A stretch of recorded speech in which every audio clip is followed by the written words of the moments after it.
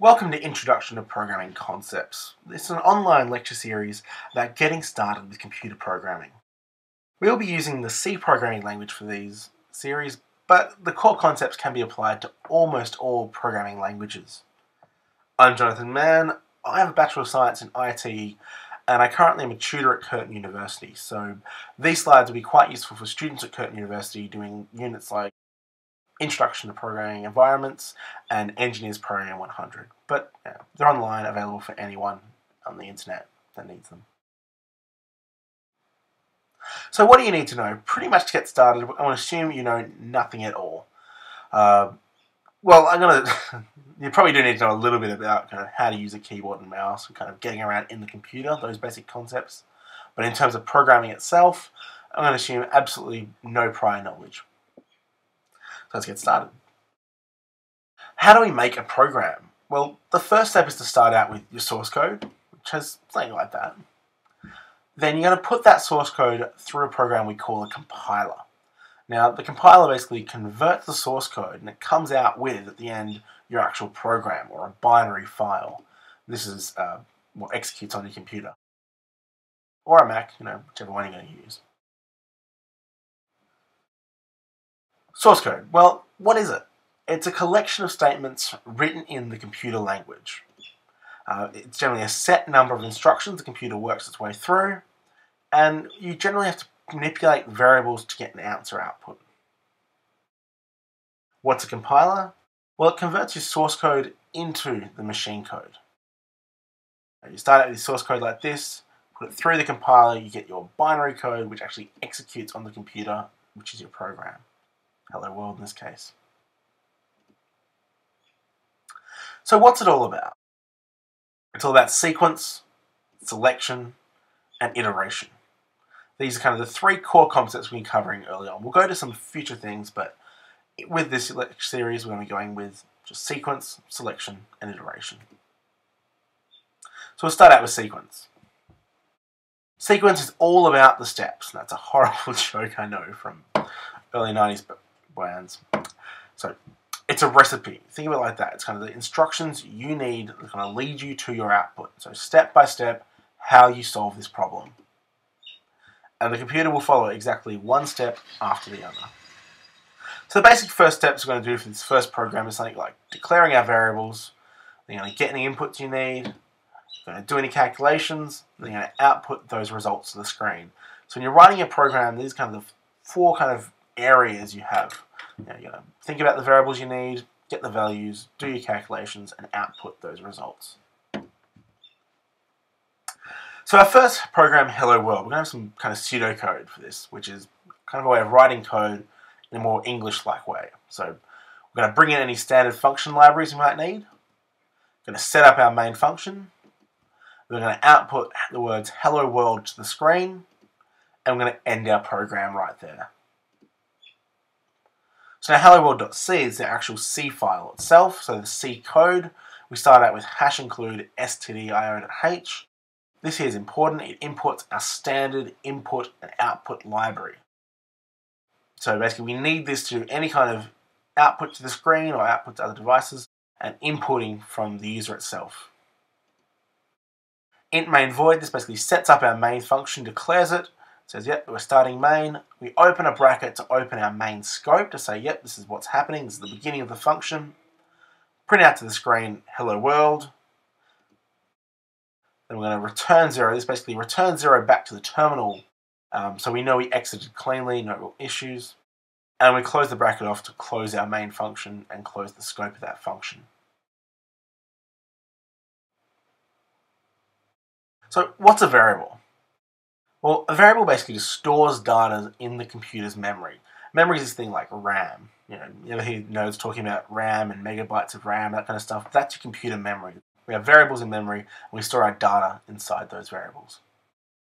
Now, the variables have data types, which explain what kind of data they're storing. We generally break these into two main types, an integer data type in C, and a floating point data type.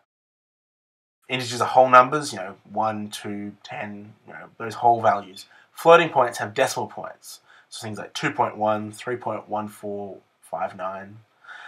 They are floating point values. So C has basically four main integer data types that we will work with. We start off with the smallest, which is char. Then we work to a short, which is a little bit bigger. Then an int, which is kind of rather large. And a long, which should be larger once again. We think of them as storing a single character, but what they actually store is a number which represents the character. And it uses this thing called ASCII, which is ASCII. We will explain that later in another lecture series. The character itself only stores a value which is representing the actual character. So it stores the number, represents the character. Chars go anywhere from negative 128 to positive 127. Shorts, on the other hand, a bit bigger again. We go negative 32,000 up to about positive 32,000.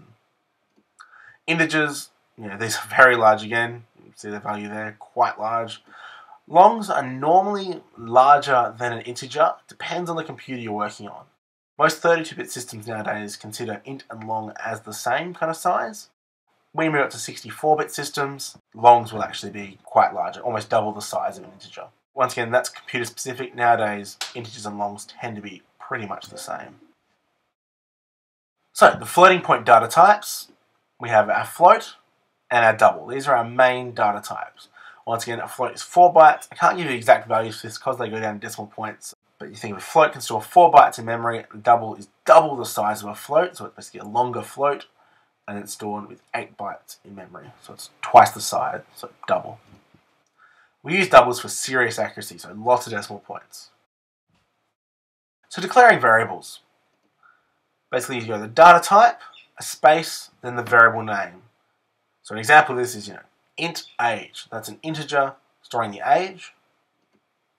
Float weight. We use a floating point value to store the weight because you can have, decimal points. You can weigh, 83.6 kilograms. Double pi, we need a very accurate value of pi here, so we're using a double, so we have lots of decimal places. What does a declaration actually do inside the computer?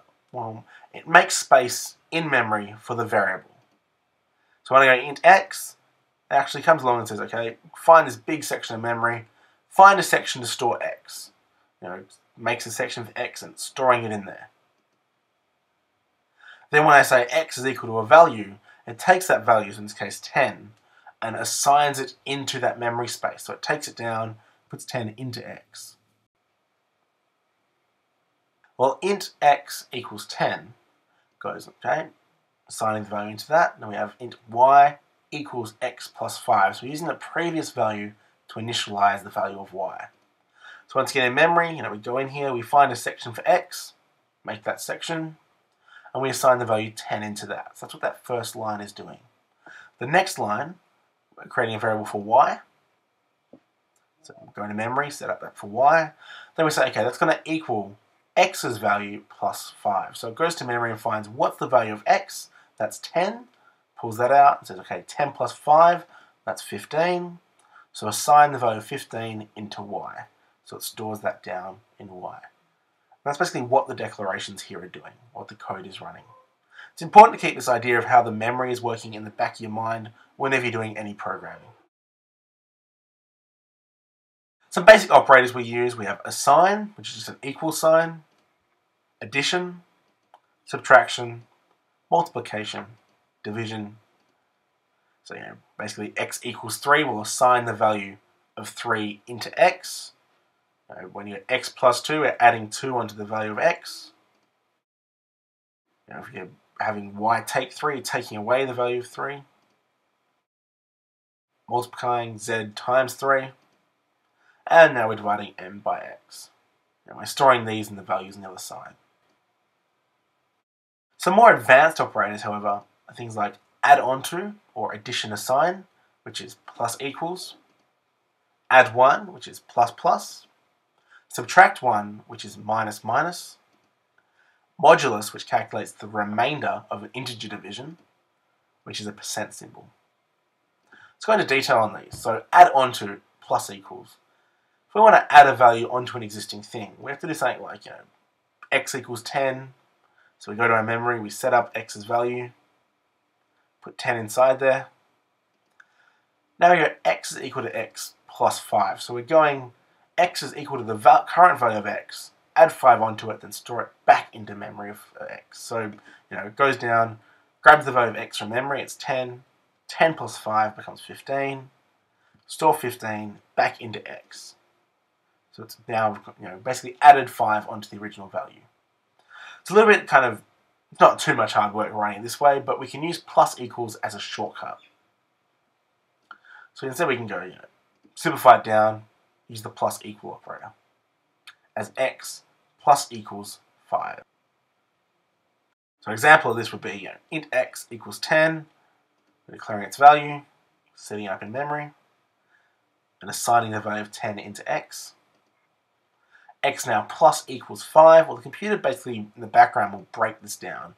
We're saying, add 5 onto x, then store that answer into x. So it basically goes, yep, x equals 15, store that down there. Plus plus is add 1. Basically all it does is add 1 to a variable. So if we sign up again, x, go to memory, create this idea of having x is 10, we just go x plus plus with a semicolon on the end. So we're saying, yep, add 1 onto x. And then we go, added 1. Minus minus for subtract 1. Once again, we set up x in memory, equals 10, goes through. And now we go x minus minus. So basically we're going to say subtract 1 from x. X minus 1 goes down from 10 to 9. Modulus is a little more complicated. It finds the remainder of division of one number by another as an integer. So it finds the remainder of an integer division. So for example, 23 mod 10. So we use the percent sign for our operator here. So 23 mod 10 would be 3, but 10 goes into 23 twice. And we have 3 left over from that. Okay, so it's not the decimal point there.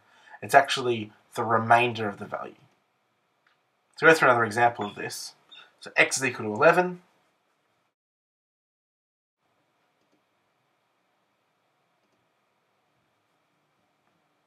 So if x is equal to x mod 10, we're saying, okay, do an integer division of 10 into the value of x. So we grab the value of x from memory. So 11 mod 10. Well, we know 10 goes into 11 once with a remainder value of 1 left over. So we end up with x equals 1. So we get that remainder value in the end. So the basic summary of what we've gone through is just how programs are made, the basic kind of structure of a program, the variable declarations, our basic C data types, and C operators. Next time we're going to look into basically using outputs and inputs, printf and scanf and how they work, and we're going to create our first kind of real program, actually using variables and actually doing inputs and outputs.